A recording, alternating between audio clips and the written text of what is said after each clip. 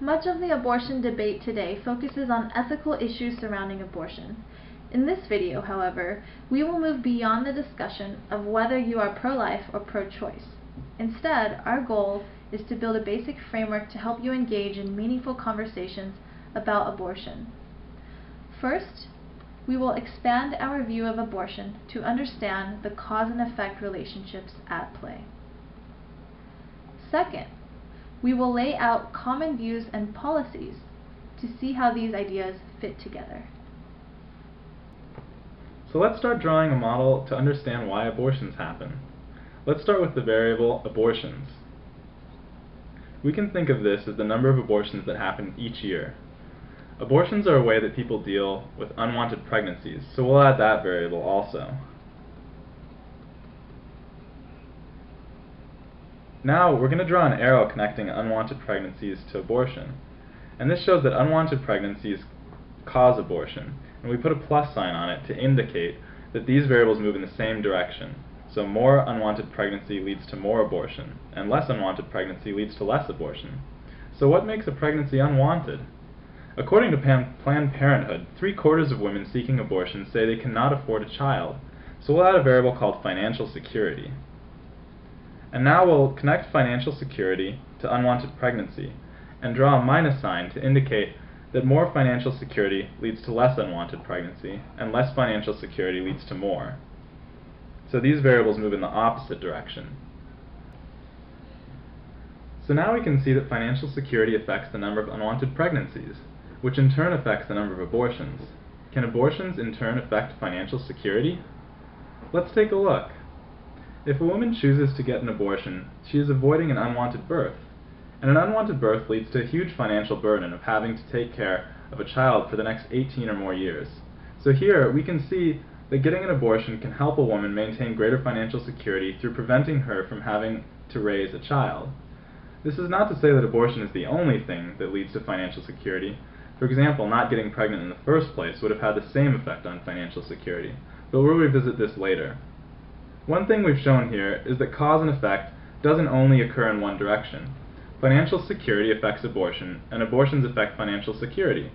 These circles of cause and effect are called feedback loops. Feedback loops unfold over time. Sometimes we see the feedback immediately, other times it may take decades before we see the full effect play out. Let's trace this feedback loop, starting with abortions. More abortions leads to fewer unwanted births. Fewer unwanted births lead to more financial security. Greater financial security leads to less unwanted pregnancy, and this in turn leads to fewer abortions. So this behavior ends up balancing out the initial effect.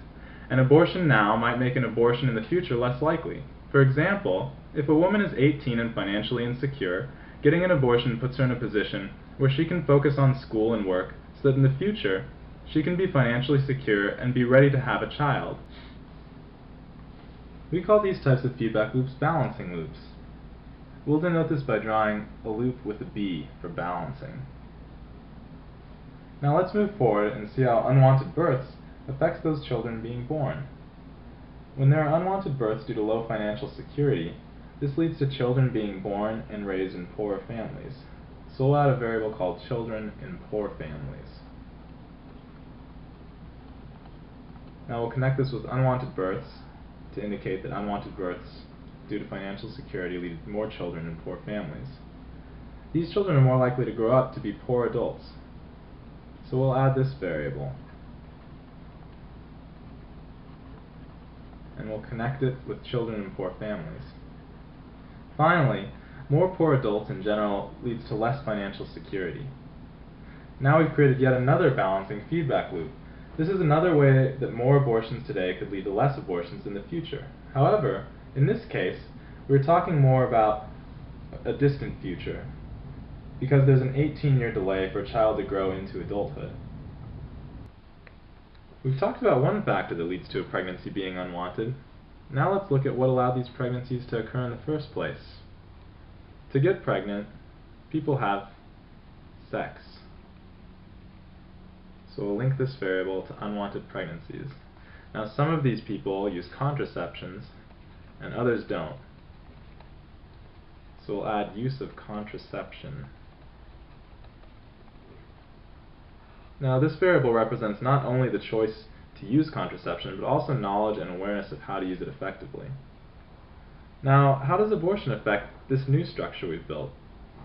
An increase in the prevalence of abortion causes more people to acknowledge the topic. For some, a higher prevalence of abortion normalizes abortion in general and makes it more acceptable. So we'll add another variable called acceptability of abortion. And for other people, it leads to greater recognition that abortion is an issue. So now we'll add recognition of problem. Let's look at what happens when acceptability of abortion increases. As abortion becomes more acceptable practice, people will be more likely to get abortions. So we can draw a positive link back to the abortions variable.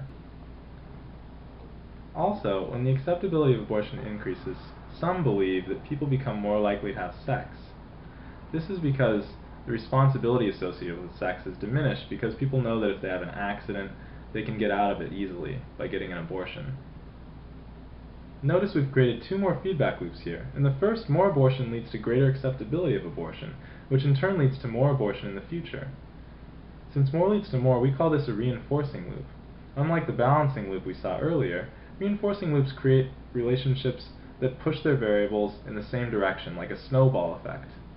Second, a greater number of abortions leads to greater acceptability of abortions, which leads to more sex, more unwanted pregnancy, and ultimately more abortions.